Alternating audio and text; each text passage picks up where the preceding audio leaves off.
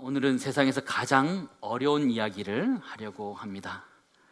신혼부부가 식사를 준비하는 데 있어서 시간이 굉장히 많이 걸립니다. 엄마가 차려줬던 밥을 먹을 때랑은 완전히 차이가 있습니다. 왜 그러냐면 신랑 신부가 모여서 이제 신혼부가 되어서 밥을 준비하려면, 식사를 주려면 다 요리책을 보고 해야 되기 때문입니다. 책에 써 있는 대로 레시피대로 하기 때문에 굉장히 속도가 느립니다.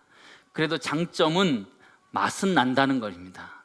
레시피대로 했기 때문에 맛이 난다는 것이죠. 근데 시간이 좀 오래 걸리죠. 근데 신혼부부가 레시피를 보면서 요리를 할 때 당황스러울 때가 있습니다. 언제일까요? 적당량이라는 말을 봤을 때 굉장히 당황해합니다. 저도 그래서 제 아내가 갖고 있는 요리책을 좀 뒤져봤습니다. 며칠 뒤져봤는데요, 재밌는 것들이 좀 있더라고요. 단호박 갈치조림 이래가지고 나와 있는데요, 주 재료 이래서 갈치 한 마리, 단호박 반 개, 양파 반 개 쭉 나와 있는데 밑에 뭐라고 나냐면 소금, 후춧가루 적당량씩 이렇게 써 있더라고요. 근데 이렇게 읽어보다가 뒤에 더 재밌는 걸 발견하게 됐어요. 사과 초고추장 비빔국수인데요, 주 재료를 읽어봤는데요, 주재료인데요, 쫄면 적당량, 채소 가로치고 콩나물, 양배추, 오이, 당근 가로 닫고 적당량이라는 거예요. 삶은 달걀 2개, 통깨 적당량, 참기름 취향껏 이렇게 써 있는 거예요. 근데 얼마나 어떻게 넣으란 얘기인가요? 적당히 알아서 넣으라고 하는 것이죠. 그게 가장 어려운 것 같아요. 적당량이란 것 도대체 얼마나 되느냐, 정말 어려운 것 같아요. 적당량이라는 건 참 어려운 것 같아요. 여러분 밥할 때, 밥 안 칠 때 물을 얼만큼 넣으세요? 저는 어렸을 때 자라면서 어머니가 밥하는 거를 가르쳐 주셨는데요, 손을 이렇게 담궈서 여기 손목까지 올 때까지 이렇게 돼서 밥을 하라, 그렇게 하더라고요. 요즘 손 넣고 이게 할까요, 안 할까요? 안 해요. 손 안 넣어도 대충 어느 정도 알기 때문에 적당량을 넣을 수 있기 때문에 그렇게 하는 거죠. 여러분 김치 담글 때 마늘 얼만큼 넣으세요? 적당량 넣잖아요. 고춧가루도 적당량 이렇게 넣는 것이요. 근데 적당량이 참 어려운 것 같아요. 그래서 제가 궁금해서 인터넷에서 적당량이 뭔지 한번 찾아봤어요. 썼더니 이렇게 표현해 주고 있더라고요. 요리책 등 각종 레시피에서 찾아볼 수 있는 적절함을 요구하는 표현, 얼마인지 알 수가 없는 거죠. 그렇죠? 찾아보니까 마늘 적당량, 소금 적당량, 얼마나 넣으라는 건지 알 수가 없는 거예요. 그래서 서양 사람들은 굉장히 싫어해요, 이런 표현들. 적당량, 마늘 조금, 소금 조금, 이해가 안 되거든요. 그래서 서양 사람들은 몇 그램 이렇게 표현해 주기도 하고 또 몇 티스푼 이렇게 표현하면서 그 레시피들을 설명해 주고 있습니다. 음식을 요리할 때 레시피라는 걸 굉장히 중요하고, 그 레시피라도 했을 때에 제대로 된 맛이 나는 것이잖아요. 그런 것처럼 신앙도 마찬가지라는 거예요. 신앙생활도 마찬가지로 정확한 레시피대로 했을 때에 신앙의 맛이 난다는 거예요. 사도 바울은 지금 우리들에게 그런 이야기를 하는 것이죠. 신앙의 레시피, 신앙의 적당량은 도대체 어느 정도 되는 것인지 한번 살펴보기를 원합니다. 사도 바울은 디모데전서를 통해서 디모데에게 에베소 교회에 신앙의 맛을 낼 수 있는 신앙의 적당량 레시피를 가르쳐 주고 있습니다. 그 레시피대로만 하면 제대로 신앙생활을 할 수 있다라면서 그렇게 가르쳐 주고 있죠. 그러나 그 당시 함께 살았던 사람들은 그 레시피를 잘 지키지 않았습니다. 그 레시피보다 훨씬 더 많이 넣으면서, 과하게 넣으면서 했던 사람들이 영지주의자들이었던 사람들입니다. 이 사람들은 자신들에겐 특별한 지혜가 있어서 또 훨씬 더 높은 지혜를 가지고 성경을 해석하고 사회적인 것들을 해석한다고 생각하면서 그들은 자신들만의 교리들을 만들어냈던 사람들이 존재하였습니다. 레시피대로 하지 않고 또 오버해서 음식을 했던, 신앙을 오버했던 사람들이고요. 또 초대교회 당시 율법주의자들은요, 그리스도의 복음에 이르지 못하는 그런 일들을 했던 사람들입니다. 율법의 요구를 자신이 행함으로써 행할 수 있다, 이룰 수 있다라고 생각했지만 신앙생활하면서 살아가면서 그 율법의 요구를 이루지 못함으로 인하여서 거짓말하게 되었습니다. 잘하는 척하게 되고 외식하는 자가 되었다는 것을 우리는 알게 됩니다. 이런 사람들에 대해서 성경 무엇이라고 하는지 3절 5절 말씀 한번 보시기 바랍니다. 제가 읽어드리겠습니다. 누구든지 다른 교훈을 하며 바른 말 곧 우리 주 예수 그리스도의 말씀과 경건에 관한 교훈을 따르지 아니하면 그는 교만하여 아무것도 알지 못하고 변론과 언쟁을 좋아하는 자니 이로써 투기와 분쟁과 비방과 악한 생각이 나며 마음이 부패해지고 진리를 잃어버려 경건을 이익의 방도로 생각하는 자들의 다툼이 일어나느니라, 이렇게 말씀하고 있어요. 그리스도의 복음, 하나님께서 가르쳐 주신, 사도 바울을 통해서 가르쳐 주신 예수 그리스도 복음과 말씀과 경건에 관한 교훈을 따르지 아니하면 이렇게 맛을 잃어버린다는 거예요. 맛을 잃어버린다. 어떻게 되느냐? 첫 번째, 교만으로 인한 무지가 생긴다는 거예요. 자신들이 교만하여서 자신들의 무지가 생긴다고 얘기하는 거. 두 번째는 변론과 언쟁을 좋아하게 되고, 세 번째는 투기와 분쟁과 비방과 악한 생각이 나고, 네 번째는 마음이 부패해지고 진리를 잃어버린다라고 말하는 것이죠. 영지주의자들이나 율법주의자들이나 다 교만한 자들이라는 것이에요. 영지주의자들은 자신만이 놀라운 지혜를 알고 있다라고 말하는 자들이었고, 율법주의자들은 자기가 알고 있는 율법이 다라고 생각한 교만을 가지고 있었던 사람들이죠. 교만하는 사람들은요, 다른 사람의 마음을 잘 듣지 않지요. 그래서 자기가 어떤 사람인지 잘 알지 못하죠. 그래서 자기가 말하는 것이나 이런 것들을 잘 모릅니다. 디모데전서 1장 7절 말씀 보시기 바랍니다. 자기가 말하는 것이나 자기가 확증하는 것도 깨닫지 못하도다. 교만한 사람들은 아무것도 사실은 알지 못하는 사람이라는 것이죠. 또 교만한 사람들은요, 다른 사람들하고 논쟁하는 걸 좋아합니다. 자기가 아는 것이 최고라고 생각하기 때문에 사람들과 논쟁하기를 좋아합니다. 미묘한 차이, 사소한 차이를 가지고 그렇게 막 논쟁합니다. 또 답도 없는 것을 가지고 그렇게 논쟁하기를 좋아합니다. 논쟁하면서 상대방을 이렇게 눌렀을 때 느끼는 그 쾌감을 가지고 그들은 좋아하는 사람들입니다. 그래서 세 번째 보시면 분쟁과 비방과 악한 생각을 하는 사람들이에요. 상대방을 비방하면서까지 자기가 자기의 주장을 하고 그 사람을 깎아내리면서 하는 것이 이들의 모습인 거지요. 결국 마음이 부패해져서 진리를 잃어버리게 되는 모습을 우리는 이 교만한 사람들에게 나타나고 있음을 알게 됩니다. 예수 그리스도의 말씀과 경건에 관한 교훈에서 떠나게 될 때 이런 것들을 나타나게 됩니다. 근데 우리가 살아가면서 우리들도 그러면서 살 수 있다는 것을 발견하게 됩니다. 세상 사람들은 숨겨진 비밀, 이걸 굉장히 좋아하는 것 같아요. 성경에도 어딘가 숨겨진 비밀이 있을 것이다, 예수님께도 숨겨진 비밀이 있을 것이다 생각하면서 상상하기 시작하고 추측하기 시작하면서 일을 만들어내기 시작합니다. 숨겨진 비밀을 사람들은 굉장히 좋아하죠. 미국 소설가 댄 브라운이 2003년에 추리소설 다빈치 코드라는 것을 썼습니다. 영화로도 제작되기도 했는데요, 기호학자인 로버트 랭던이 루브르 박물관에서 일어난 살인 사건을 이렇게 추적해 가면서 일어나는 일들인데요, 그 안에 핵심적인 내용이 무엇이냐면 이분 한 그룹에서 예수님이 사실은 죽으시고 부활하신 것이 아니라 예수님을 빼돌려서 막달라 마리아와 도망가게 해서 아이를 낳게 하고 살았다, 그리고 그것을 숨기고 있는 단체가 있다, 이런 얘기들을 하는 이야기입니다. 사람들이 혹하지요.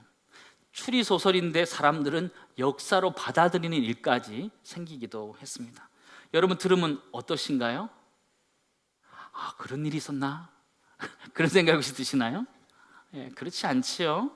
근데 사람들은 뭔가 숨겨진 비밀이 있을 것이다 생각하면서 그런 것들을 좋아해요. 예수님이 부활했다 말하기 어려우니까 예수님이 도망갔다 생각하고, 막달라 마리아와 참 친했던 것 같은데 부부였을 것 같다, 이런 생각을 하면서 그런 이야기를 써가는 것이죠. 히브리어 성경을 보면 그렇게 생각할 수 있는, 성경을 해석할 수 있는 여러 가지 장치들이 있습니다. 그 성경책을 보면 히브리어로 기록된 답관체라고 해서 시의 운율처럼 이렇게 쓰여진 것이 있습니다. 영어의 알파벳 A, B, C, D처럼 이렇게 쓰여진 있는 것이 있습니다. 시편 119편을 말씀 보시면 1절부터 8절까지 보면 히브리어의 알파벳 A에 해당하는 글로 이루어져 있고요, 또 그 다음 9절부터 16절까지는 B라고 되어 있는 걸로 쓰여져 있습니다. 그래서 시편 119편을 보면 이렇게 운율 맞춰서 A, B, C, D 이렇게 나가는 순서로 되어서 시편 119편이 기록되어져 있어요. 그냥 아무렇게나 기록되어 있는 것이 아니고 분명히 의도를 가지고 운율을 따라서 쓰여져 있는 것을 발견하게 되는 거죠. 근데 사람들이 이것을 좀 더 흥미로워하면서 사람들이 자기 나름대로 연구를 하는 거죠. 자기가 원하는 것들을 찾는 거죠. 다니엘서, 요한계시록 가서 단어들을 조합하기 시작합니다. 조합해서 자기가 원하는 단어를 꺼내는 거죠. 꺼내면서 이 당시에 벌써 예언을 했었다 이렇게 표현하기도 하지요. 그럼 사람들이 어떻게 생각할까요? 혹해요. 아, 그런가? 그런 생각을 할 때도 있는 거죠. 그러나 절대로 그렇지 않아요. 절대로 그렇지 않아요. 성경에서 말하는 숨겨져 있는 비밀이 무엇일까요? 그는 바로 예수 그리스도밖에 없어요. 그건 사실 사람들에게 숨겨 있다라고 얘기할 수 있지만 성경에는 그대로 다 드러나 있는 것이 예수 그리스도인 것이요. 드러난 비밀이 바로 예수 그리스도라는 거죠. 그것 외에는 비밀이 없는 것이죠. 그러나 사람들은 그 비밀 때문에 지식을 쫓아가다가 성경을 쫓아가다가 다른 곳으로 가고 있는 것을 우리는 발견하게 됩니다. 사람들이 타락해 가고 있는 모습을 발견하게 되죠. 마음속에 분별력이 생기지 않고 다른 것에 몰두하게 된 것을 발견하게 됩니다. 칼빈의 5대 교리 중에 하나인 인간의 전적 타락, 전적 부패의 모습을 우리 인간들은 나타내게 됩니다. 근데 이런 모습이 우리에게도 나타나고 성경에도 나타나 있습니다. 하나님은 우리들에게 성경 말씀을 주고 이 말씀대로 살라라고 이야기하셨고, 사도 바울은 예수 그리스도의 말씀, 예수 그리스도의 복음이라는 레시피를 주면서 이렇게 살라라고 말했는데 그것을 넘어서든지 모자라지 않는 사람들이 생겨나기 시작했습니다.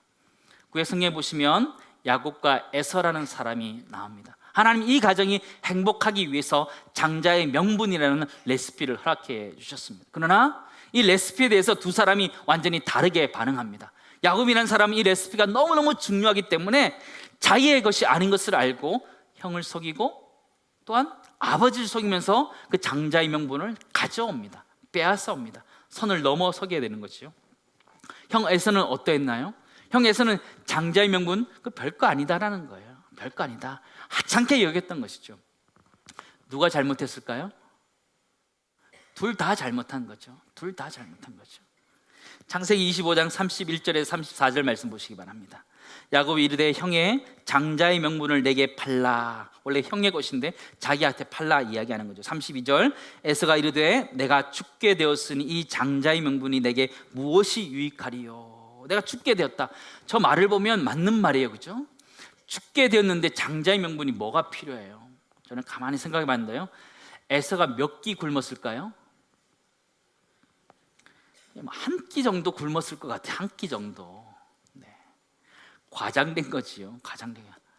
여러분, 한 끼 굶었을 때 살이 빠지던가요? 안 빠지던가요? 안 빠져요. 하루를 굶어도 잘 안 빠지는데 죽을까요? 안 죽어요. 근데 에서가 장자의 명분을 쉽게 생각한 거죠. 쉽게 생각한 거죠. 33절 말씀 보시기 바랍니다. 야곱이 이르되 오늘 내게 맹세하라. 야곱이 똑똑한 거예요. 형한테 맹세시켜서 자기가 빼앗아 오는 거지요. 정당하게 빼올 수 있는 명분을 만드는 거죠. 에서가 맹세하고 장자의 명분을 야곱에게 판지라. 야곱이 떡과 팥죽을 에서에게 주매 에서가 먹고 마시고 일어나 갔으니 에서가 장자의 명분을 어떻게 했다 그래요? 가볍게 여겼다. 가볍게 여겼다. 이르지 못했던 거야. 레시피에 이르지 못했던 거야. 한 사람은 너무 넘어가고 한 사람은 너무 못 묻히는 모습을 우리에게 보여주는 거죠. 신앙생활도 똑같다라는 생각을 하게 됩니다. 믿음이라는 것도 똑같다라는 생각을 하게 됩니다. 그럼 믿음 생활 어떻게 하라는 거예요? 한번 따라하겠습니다. 믿음 생활은 적당히 하는 것이다. 믿음 생활 적당히 하시기 바랍니다. 어떤 얘기일까요? 신앙생활 대충 하라 이런 얘기일까요? 그런 얘기가 아니에요. 적당량이라는 이 표현을 음식할 때는요, 사실은 적당량이라는 것은 맛을 내는 데 있어서 충분한 양을 이야기하는 거예요. 신앙생활의 적당량이라는 것이 무엇이냐? 하나님의 말씀으로 충분하다라는 거예요. 예수 그리스도로 충분하는 줄 믿습니다. 우리가 그런데 성경을 벗어나서 다른 지혜를 찾고 다른 지식을 찾을 때에 우리가 그 레시피를 넘어서게 되는 거죠. 잘못 가게 되는 거예요. 그래서 입맛을 버리는 것이죠. 신앙생활을 버리는 것이죠. 우리 신앙과 인생의 맛을 내는 데 있어서 적당량이라는 것이 있습니다. 그것은 바로 예수 그리스도의 말씀과 경건에 관한 교훈이라는 것이에요. 좀 더 함축해서 얘기하면 예수 그리스도의 말씀, 복음으로 충분하다라는 거예요. 적당하다는 거예요. 우리의 신앙이라는 것이 예수 그리스도로 충분한 줄 믿습니다. 하나님의 말씀인 성경으로 충분한 줄 믿습니다. 근데 사람들이 교만하여져서 성경 위에 다른 지혜를 찾아가다가 이단에 빠지고 넘어지는 경우들을 우리는 숱하게 발견하게 됩니다. 예수 그리스도 복음으로 충분한 이유가 무엇일까요? 성경 말씀으로 충분한 이유가 무엇일까요? 이 성경 말씀 우리에게 구원을 주시기 때문입니다. 디모데후서 3장 15절 말씀 보시기 바랍니다. 또 어려서부터 성경을 알았나니 성경은 능히 너로 하여금 그리스도 예수 안에 있는 믿음으로 말미암아 뭐라 그래요? 구원에 이르는 지혜가 있게 하느니라. 구원을 얻는 데 있어서 예수 그리스도의 복음, 성경으로 충분하다 말하는 거예요. 근데 우리는 때로 세상 사람들은 명상을 통해서 내가 구원을 얻는다 생각하기도 합니다.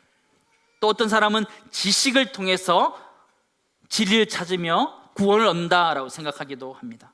또 자신의 몸을 학대하면서까지 연단하면서 구원을 찾는다라고 생각합니다. 그러나 성경은 절대로 그렇게 이야기하지 않고 하나님도 절대로 그렇게 이야기하고 있지 않습니다. 구원이라는 것은 오직 예수 그리스도 안에 있는 줄 믿습니다. 예수 그리스도 복음으로 충만한 줄 믿습니다. 신앙의 적당량이라는 것이 무엇이냐면 이 하나님의 말씀이라는 레시피라는 거예요. 이 말씀 이외에 다른 것에 기웃거리면 입맛을 버리는 거였어요.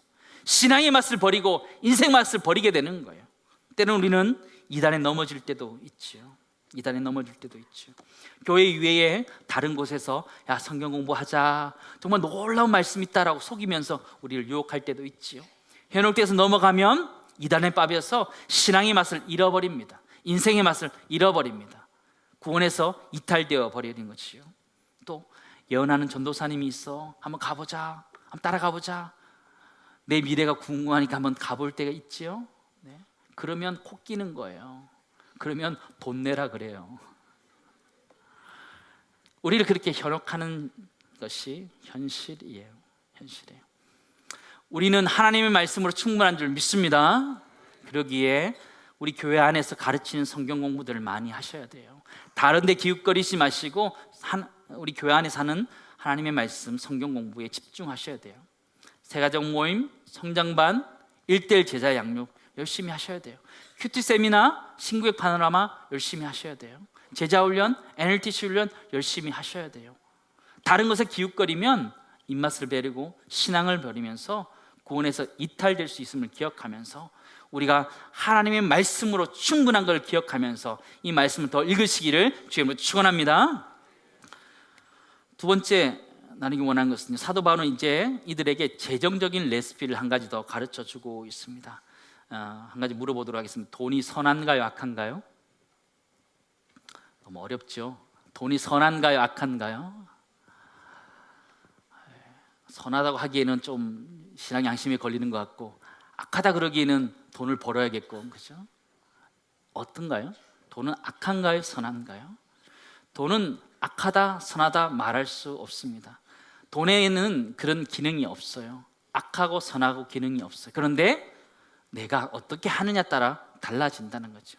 돈을 사랑함이 일만하게 뿌리가 된다. 사도 바울은 우리에게 그렇게 말해주고 있어요. 디모데전서 6장 10절 말씀 보시기 바랍니다. 같이 읽습니다. 돈을 사랑함이 일만하게 뿌리가 되나니 이것을 탐내는 자들은 미혹을 받아 믿음에서 떠나 많은 근심으로서 자기를 찔렀도다. 돈을 사랑하는 것이 어떠다 그래요? 일만하게 뿌리가 된다라는 것이죠. 돈에 집착하는 것, 그것이 일만하게 뿌리가 된다라는 것이죠. 믿음을 떠나는 것, 그것이 문제가 된다라고 이야기하는 것이죠. 그러면 돈 얼마나 있어야 될까요? 답해 보시죠. 돈이 얼마나 있어야 될까요? 적당히 있으시기 바랍니다. 적당히 있으시기 바랍니다. 돈에 대해서 적당히 있으셔야 돼요. 돈이 너무 많으면 내가 벌었다 생각해요. 하나님이 없다, 필요 없다 생각해요. 또 너무 가난하면 돈에 집착하게 돼요. 수단과 방법을 가리지 않고 돈을 모으려고 노력하기 때문에 하나님을 잊어버리는 일들을 하게 됩니다. 사도 바울은 우리들에게 그 재정의 적당함을 가지라라고 우리들에게 이야기해 주는 것이죠. 올 초에 극한 직업이라는 영화를 보았습니다. 여러분 한번 보셨습니까? 경찰들이 잠복 근무를 하는데요, 망해가는 치킨 가게를 인수해서 그를 이제 경찰 업무를 하는 것입니다. 경찰 업무를 하는데 문제가 심각하게 발생했습니다. 그게 뭘까요? 장사가 너무 잘 되는 거예요. 경찰 본연의 업무를 할 수 없을 만큼 치킨집이 너무 잘 되는 거예요. 만들고 배달하기도 바빠서 경찰 업무를 하지 못하는 것이에요. 저는 이 영화를 보면서 이것이 우리의 모습과 비슷하다는 생각을 하게 되었습니다. 하나님 우리를 이 땅에 보내셨을 때 우리는 못하는 존재로 이 땅에 보내셨을까요? 돈 버는 존재로 보내셨을까요? 아니요. 하나님은 우리를 이 땅에 두셨을 때 하나님의 자녀답게 살아가면서 하나님의 이름을 드러내는 존재로 우리를 세우신 줄 믿습니다. 근데 우리는 살아가면서 돈이라는 것에 집착하면서 돈이란 벌어야겠다는 것처럼 극한 직업의 상황이 우리의 상황이 되어버린 거예요. 우리가 그리스도인임에도 불구하고 우린 돈에 집착해서 살아가고 있는 우리의 모습을 보게 됩니다. 여러분, 돈을 얼마나 벌어야 될까요? 제가 대박 나시기 바랍니다 그러면 크게 아멘 하실 것 같아요. 적당히 버시기 바랍니다 1부, 2부 때 했거든요. 아멘 잘 안 하셔요. 적당히 벌라 그러니까는 아멘 잘 안 하셔요. 충분히 이해가 됩니다. 충분히 이해가 돼요. 그러나 신앙을 떠나서까지 돈을 버는 것은 우리에게 절대로 유익한 것이 아니다라는 것을 여러분 기억할 수 있기를 간절히 소망합니다. 아멘 작잖아요. 봐요. 아멘 작잖아요. 많이 벌고 싶죠. 많이 벌면 생각이 바뀌어요. 예전에는 이렇게 벌어서 10의 1조를 잘 드렸는데요, 많이 버니까 10의 1조가 늘어나요, 줄어들어요? 많이 늘어나잖아요. 늘어나니까 생각이 바뀌어지는 거예요. 안 하는 거예요. 아끼는 거죠. 더 집착하게 되는 거죠. 그게 우리의 모습일 수 있다는 거예요. 우리의 모습일 수 있다는 것이죠. 돈을 많이 버는 것이 우리 인생의 목적이 아니라는 거예요. 우리 인생의 목적은 하나님의 자녀답게 올바르게 살아가는 것이 우리 인생의 목적이라는 거예요. 그래서 돈이라는 것은 적당히 있으면 된다라는 것이고, 신앙을 잃지 않을 만큼 있으면 된다라는 것이죠. 근데 우리는 이 세상 살아가면서 세상 사람들은 계속 우리들에게 이야기해요. 돈이 필요하다고, 많을수록 좋다고, 대박 나면 좋다고 이렇게 이야기하죠. 대박 나서요, 사고 치는 사람 수없이 봐왔습니다. 수없이 봐왔어요. 건강이 아주 좋으면 여러분 행복할 것 같아요? 그렇지 않아요. 건강이 아주 좋으면요 계속 돌아다녀요. 집에 안 들어와요. 계속 밖으로 돌아다녀요. 돈이 너무 많잖아요. 쓸어 돌아다녀야 되는 거예요. 집에 안 들어요. 가정에 문제가 생기기 시작할 수 있어요. 다 생긴다는 것이 아니고 그럴 수 있다라는 거예요. 돈이 많고 건강하잖아요. 제가 보니까요 대부분 사고를 칠 수 있는 가능성이 너무 높은 거예요. 저는 그래서 저에게 적당한 건강을 주신 하나님께 너무너무 감사드려요. 목회를 할 수 있을 만큼의 건강을 주셨거든요. 다른 걸 더 할 수 없을 만큼, 목회를 할 수 있는 만큼 주셨기 때문에 너무너무 감사해요. 아마 더 건강했으면 또 뭐 딴 거 운동한다고 아마 다른 거 했을지도 모를 것 같아요. 그러나 적당한 건강을 주셔서 목회를 할 수 있도록 해주신 거죠. 여러분에게 적당한 건강이 있다면 그것이 행복인 줄 믿습니다. 여러분의 재정적인 것도 마찬가지예요. 재정적인 것이 많으면요 꼭 딴짓해요. 딴 거예요. 그렇지 않고 내가 살아갈 수 있는 만큼 있는 것이 감사한 줄 믿습니다. 때로는 모자랄 수도 있잖아요. 근데 모자라는 게 남는 것보다 나은 것 같더라고요. 왜냐하면 하나님을 붙들 수 있거든요. 어려움 당했을 때 내가 정말 하나님 붙들 수 있거든요. 하나님 나를 도와달라고 부르실 수 있기 때문에 그것이 결코 불행이 아닌 줄 믿습니다. 그 재정의 적당함을 가지고 살 수 있기를 간절히 소망합니다. 그러면서 저는 이렇게 기도하면 좋겠다라는 생각을 하게 되었습니다. 잠언 30장 7절부터 9절 말씀 보시기 바랍니다. 아굴의 잠언인데요, 이 말씀을 오늘 우리가 붙잡고 살아갔으면 좋겠습니다. 내가 두 가지 일을 주께 구하였사오니 내가 죽기 전에 내게 거절하지 마시옵소서. 곧 헛된 것과 거짓말을 내게서 멀리하옵시며. 우리 같이 읽겠습니다. 나를 가난하게도 마옵시고 부하게도 마옵시고 오직 필요한 양식으로 나를 먹이시옵소서. 혹 내가 배불러서 하나님을 모른다 여호와가 누구냐 할까 하오며 혹 내가 가난하여 도둑질하고 내 하나님의 이름을 욕되게 할까 두려워함이니이다. 그렇게 하는 거죠. 이 기도가 우리 모두의 기도가 될 수 있기를 간절히 소망합니다. 우리가 신앙을 잃어버리면서까지 돈을 벌어서는 안 된다라는 것이, 신앙을 잃어버려서까지 하면 안 된다라는 것이, 나를 가난하게도 마옵시고 부하게도 말아달라는 이 기도를 기억하시기 바랍니다. 배가 부르면 어떻다 그래요? 하나님 없어도 난 살 수 있다, 그렇게 얘기하는 거예요. 너무 가난하면 어때요? 돈에 치여서 돈을 더 갈망하면서 살 수 있기 때문에 가난하게도 말고 부하게도 말게 해달라는 이 기도, 우리의 기도 될 수 있기를 간절히 소망합니다. 세상에서 가장 어려운 게 뭐라고 그랬어요? 적당량을 지키는 것이 가장 어려워요. 신앙의 적당량은 무엇이에요? 신앙의 적당량은요, 하나님 말씀이 레시피대로 살아가는 것, 그것이 적당량이에요. 하나님의 말씀이 가르친 데까지 가고 멈추는 데서 멈추는 것, 그것이 신앙의 적당량이래요. 신앙의 적당량을 가지고 살 수 있기를 주님 축원합니다. 예수 그리스도만으로 충분한 거예요. 다른 즐거움이 세상 가운데 없는 것이에요. 또한 재정의 적당량, 건강의 적당량을 가지고 믿음을 지키고 살아갈 수 있는 우리 모두가 될 수 있기를 주님을 축원합니다. 바라는 것은 하나님 우리 사랑하는 성도들을 고센 땅과 같은 곳에서 보호해 주시고 인도해 주셔서 하나님의 백성으로 잘 성장해 갈 수 있는 은혜가 우리 모두에게 있기를 주님을 축원합니다. 오직 하나님 의지하며 살아갈 수 있는 우리가 되었으면 좋겠습니다. 말씀을 준비하면서요, 하나님 우리에게 물으시는 것 같아요. 하나님 우리에게 물으시는 것 같아요. 야, 너 세상 왜 살아가냐 물으시는 것 같아요. 우리는 예수 그리스도를 믿으면서 내가 하나님의 영광을 위해서 살아간다라고 생각하지만 세상으로 돌아가면 내가 돈을 벌기 위해서 살아가는 것 아닌가라는 생각을 우리 자신이 하게 됩니다. 하나님 우리를 이 세상 보낼 때 돈 버는 기계처럼 살라고 우리를 보내신 것이 아닙니다. 우리 이 세상 살아가면서 하나님 자녀답게 성실하게 정직하게 살아가면서 하나님 자녀답게 하나님의 영광을 드러내며 살 수 있는 우리 모두가 될 수 있기를 간절히 소망합니다. 때로는 부족할 수도 있어요. 그러나 그 속에서 감사함으로 살아갈 때에 하나님이 채워주시고 하나님이 소망되어 주심을 붙잡고 살아갈 수 있기를 간절히 소망합니다. 하나님과 재물 두 가지를 섬길 수 없습니다. 부하여도 하나님 붙잡기 어렵고 가난하여도 하나님 붙잡기 어렵습니다. 그러나 우리가 붙들어야 되는 것은 하나님밖에 없음을 기억하면서 부할 때든지 가난할 때든지 하나님 붙들고 하나님과 함께 살아갈 수 있는 우리 모두가 될 수 있기를 주님을 축원합니다. 돈 적당히 버시기 바랍니다. 많이 버시되 시험 들지 않고 하나님 떠나지 않으면서 잘 버셨으면 좋겠습니다.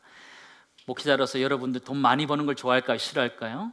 돈 많이 버는 걸 좋아해요. 그러나 하나님 버리면서까지 가는 것 하나님 원하지 않는다는 걸 기억하면서 내가 너무 과한 욕심을 내고 있다면 조금 줄이시기 바랍니다. 조금 줄여서 믿음 생활 더 하고 공동체 가운데 행복하게 살아갈 수 있는 우리 모두 될 수 있기를 주님 축원합니다.